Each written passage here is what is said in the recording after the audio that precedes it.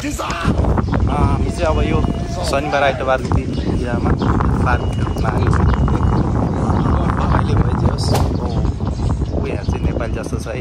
नेपाली ब्रोलाई चाहिँ म अब प्र्याङ्क गर्छु है त के भन्दो रहेछ है। हेर्नु है यहाँ मोबाइल खेला बसिरहेछ नेपालीहरू जस्तो छ प्र्याङ्क गर्छ है त। Hey, 小康好聪明啊！要拍你啊？冲口可以啊？冲吃虾米啊？몰라 몰라。 哎यो नेपाली होइन क्या यार मैले प्र्याङ्क गरेको नेपाली होइन जस्तो छ यो मुला के भन्न